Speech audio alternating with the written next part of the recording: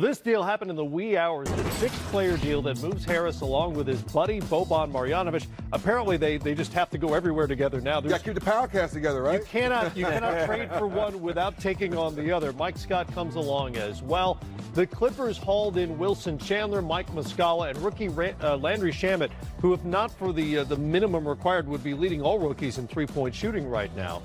He's the only player on either side not on an expiring deal, by the way. That's always part of the equation here on as the trade deadline approaches. Plus, and this is no small thing, 2 first-round picks, Phillies in 2020, Miami's in 2021. This is you can look at it from both sides and say, okay, I completely get why they did this. Yes.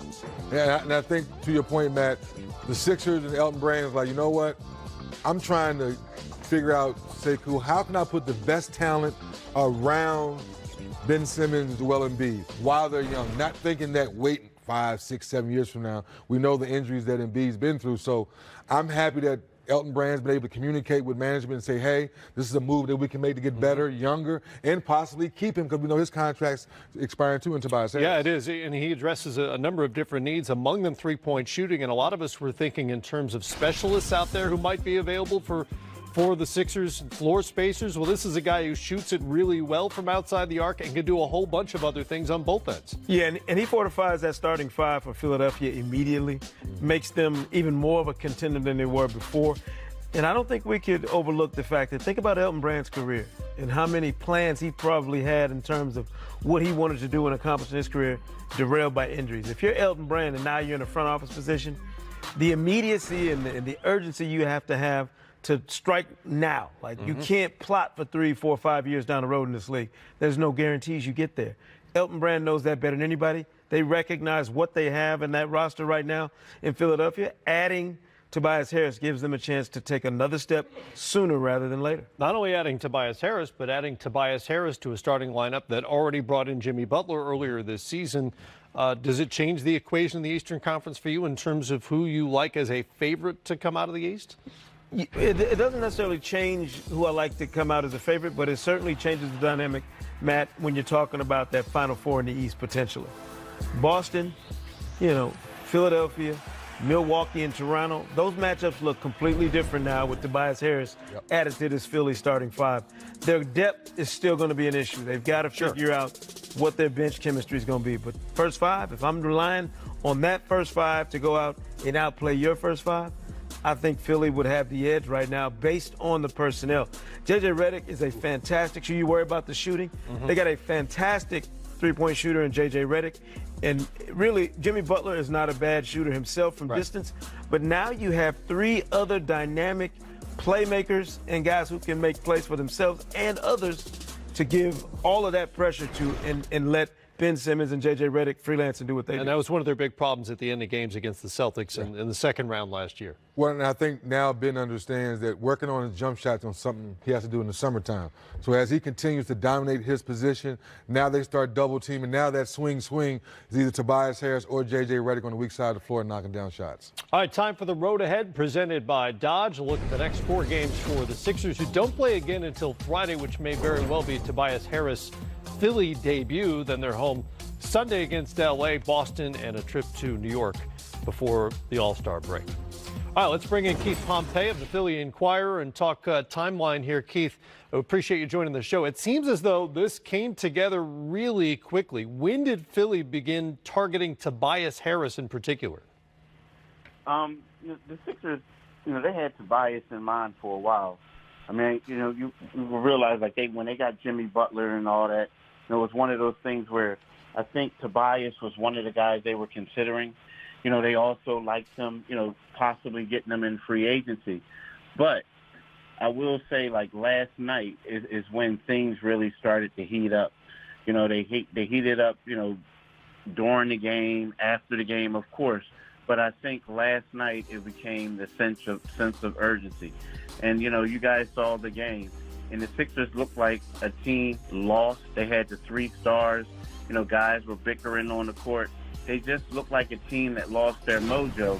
And to give Elton Brand and his staff some credit, it just seemed like the time was now where they said we have to pull this trigger and we have to keep everything together.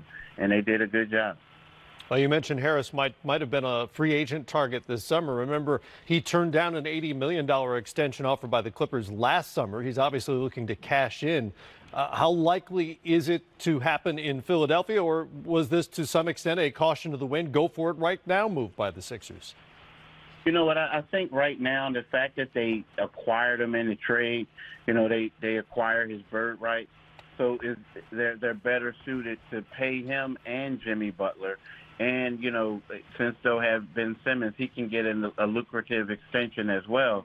So I think for the Sixers, it was better off for them to get him in the trade. That way they can pay all of them. They'll just have to pay the luxury tax. I think that it probably would have been hard to keep to keep Jimmy Butler and get him in free agency. But now that they acquired him in the trade, I think that they'll be fine.